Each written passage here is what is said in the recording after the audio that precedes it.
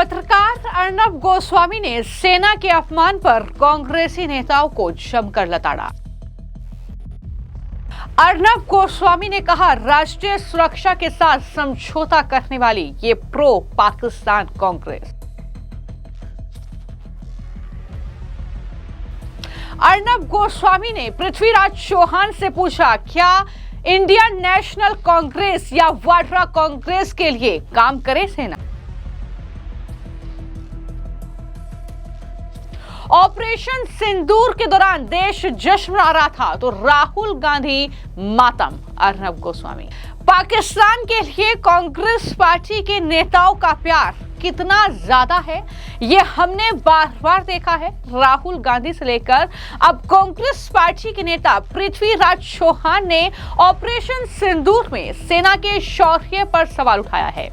पृथ्वीराज चौहान ने कहा कि पहले दिन हम पूरी तरह से हार गए, भारतीय एयरफोर्स ग्राउंडेड हो गई, ग्राउंड पर 1 किलोमीटर भी मूवमेंट नहीं हुई।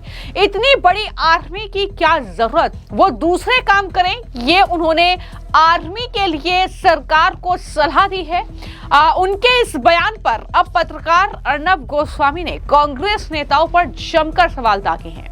उन्होंने कहा कि ये कांग्रेस के लिए बिल्कुल भी असामान्य बात नहीं है कि वो एंटी इंडिया, एंटी नेशनल और प्रो पाकिस्तान लाइन ले। आखिर कांग्रेस पार्टी विदेशियों द्वारा स्थापित पार्टी है, इसकी जड़ें देश के राष्ट्रवादी इथोस में नहीं है। ये बड़ा हमला अर्नब गोस्वामी ने बोला। उन्होंने कहा कि कांग्रेस पार्टी ये कह रही है कि ऑपरेशन सिंदूर में हम पूरी तरीके से हार गए, चाहे लोग माने या ना माने। भारतीय विमान मार गिराए गए और भारत पूरी तरह हार गया, ये कांग्रेस पार्टी का बयान है। इस पर अर्नब ने जवाब दिया कि यह वही कांग्रेस है जिसने राष्ट्रीय सुरक्षा से सबसे ज्यादा समझौता किया है। कितना एंटी नेशनल हो सकते हैं कांग्रेस पार्टी के नेता, ऑपरेशन सिंदूर में हम हार गए ये कह रहे हैं, तो ये जाहिर तौर पर प्रो पाकिस्तानी कांग्रेस है। ये बड़ा हमला अर्नब गोस्वामी ने कांग्रेस पार्टी पर बोला। उन्होंने कांग्रेस पार्टी के नेता पृथ्वीराज चौहान के उस बयान को दोहराया जिसमें उन्होंने आर्मी की जरूरत पर सवाल उठा दिए। अर्नब गोस्वामी ने जवाब दिया कि कांग्रेस क्यों कह रही है कि हमें इतनी बड़ी आर्मी की जरूरत ही नहीं है, आर्मी दूसरे काम करे। क्या कांग्रेस पार्टी चाहती है कि आर्मी इंडियन नेशनल कांग्रेस या वाड्रा कांग्रेस के लिए काम करे? उन्होंने जवाब दिया कि हमने पाकिस्तान और पाकिस्तान अधिकृत कश्मीर में गहराई तक 9 टेरर टारगेट्स पर स्ट्राइक की, 100 टेररिस्ट हमने मार गिराए। मसूद अजहर ने अपने 10 परिवार वाले खोने की बात खुद मानी। पाकिस्तानी आर्मी और पुलिस के अफसर टेररिस्ट के जनाजे में दिखे और कांग्रेस कह रही है कि भारत हार गया। ये सवाल भी अर्नब गोस्वामी ने कांग्रेस पार्टी के इन नेताओं पर दागे हैं जो ऑपरेशन सिंदूर और उसमें भारतीय सेना की भूमिका पर लगातार सवाल उठा रहे हैं, लगातार भारतीय सेना का मनोबल तोड़ने की कोशिश कर रहे हैं, उनके शौर्य पर कहीं ना कहीं प्रश्न चिन्ह उठा रहे हैं। इसको लेकर अर्नब गोस्वामी जमकर उन्होंने कांग्रेस पार्टी पर अपनी भड़ास निकाली। उन्होंने कहा कि ये बयान जो है वो विजय दिवस यानी 16 दिसंबर पर आया, जब हम 1971 की जीत मनाते हैं, जब भारतीय सेना ने पाकिस्तान को सरेंडर करवाया और बांग्लादेश बना। कांग्रेस जानबूझकर सेना का मनोबल तोड़ रही है, ये बड़ा आरोप जो है अर्नब गोस्वामी ने कांग्रेस पार्टी पर लगाया। उन्होंने कहा कि मैंने कल आर्मी चीफ से हाथ मिलाया और कहा कि सर, ये विजय दिवस आपके लिए स्पेशल है, हम आपको गर्व महसूस करवाते हैं। ये कहीं ना कहीं उनकी तरफ से अपनी बातें जो हैं अपने शो में रखी गई, लेकिन अर्नब गोस्वामी ने अपने शो में कांग्रेस पार्टी, उनके नेताओं से कई सवाल पूछे और राहुल गांधी ने जिस तरीके से ऑपरेशन सिंदूर के दौरान सवाल उठाए थे कि कितने राफेल मार गिराए पाकिस्तान ने हमारे, उसका हिसाब किताब दे सेना और सरकार, तो उन्होंने कहा कि राहुल गांधी का ऑपरेशन सिंदूर के दौरान चेहरा उदास था, जैसे मातम में हो, जबकि पूरा देश जश्न मना रहा था। यह कांग्रेस की मेंटलिटी ही दिखाता है कि किस तरीके से कांग्रेस पार्टी देश विरोधी काम करती है, राष्ट्र विरोधी काम करती है। ये कहीं ना कहीं उनकी तरफ से कहा गया। अर्नब गोस्वामी ने कहा कि राहुल गांधी, अगर तुम में हिम्मत है तो अपने हाथ जो है पृथ्वीराज चौहान से शेक करो, लेकिन तुम नहीं करोगे, क्योंकि जिस तरीके से तुम्हारी सोच है, जिस तरीके से तुम काम करते हो, जिस तरीके से बयान देते हो, उससे तुम ऐसा नहीं करोगे। इस तरीके की बातें भी अर्नब गोस्वामी ने कही और उन्होंने कहीं ना कहीं ये मांग की है कि कांग्रेस पार्टी अब माफी मांगे इस बयान के लिए और कांग्रेस की ये बकवास देश बर्दाश्त ना करे। ये कहीं ना कहीं प्रो पाकिस्तान कांग्रेस हो चुकी है। राहुल गांधी देश जानना चाहता है कि तुम हमेशा पाकिस्तान के पक्ष में क्यों खड़े रहते हो, ये सवाल भी अर्नब गोस्वामी ने पूछा है। तो जैसा कि मैंने शुरू में ही बताया कि पृथ्वीराज चौहान कांग्रेस पार्टी के नेता हैं, उन्होंने ऑपरेशन सिंदूर को भारतीय सेना की हार करार दिया। उन्होंने ये कहा कि भारतीय सेना ने तो जमीन पर कुछ किया ही नहीं, सिर्फ हवाई हमले हुए, तो ऐसे में इतनी बड़ी सेना की जरूरत क्या है, क्या इन्हें अन्य कामों में लगाया जा सकता है। इस तरीके की बातें कांग्रेस पार्टी के लीडर कर रहे हैं। तो आप सोच सकते हैं कि किस तरीके की मानसिकता है, किस तरीके से वो पाकिस्तान के समर्थक के तौर पर हिंदुस्तान में रहकर के बयान दे रहे हैं। और यही वजह है कि न सिर्फ अर्नब गोस्वामी, लगातार बीजेपी के नेताओं के बयान भी आप देख रहे हैं कि किस तरीके से वो बयान दे रहे हैं। सुनिए कुछ बीजेपी के नेताओं ने क्या कहा है। पूर्व मुख्यमंत्री रहे हैं, कौन क्या कह रहा है ये उससे मुझे कुछ लेना देना नहीं। सेना के शौर्य पर किसी को गाली देने का अधिकार नहीं है। जो लोग सेना के शौर्य को अपमानित करते हैं वो कभी देश हित की बात सोच ही नहीं सकते। पहली बार नहीं कि लोग इस तरीके से बयानबाजी दे रहे हैं। मैं सीधा कह रहा हूं, कांग्रेस पार्टी हो चाहे कोई हो, चाहे वो नकली हो चाहे ओरिजिनल हो, लेकिन विपक्ष और कांग्रेस की एक आदत सी बन गई है कि देश को अपमानित करना, सेना के शौर्य को अपमानित करना, ये देश कभी बर्दाश्त नहीं करेगा। माफी मांगिए, लेकिन विपक्ष हमलावर है इस मुद्दे को लेकर के। देखिए, विपक्ष ने ही तो इस दिल्ली का ये हाल किया जब वो सत्ता में था। अभी हमारे पास दिल्ली आई है, हम मैनिफेस्टो से लेके और हर जगह कह रहे हैं, जिस दिल्ली को ऐसे पोल्यूशन के दलदल में फंसा दिया, ऐसे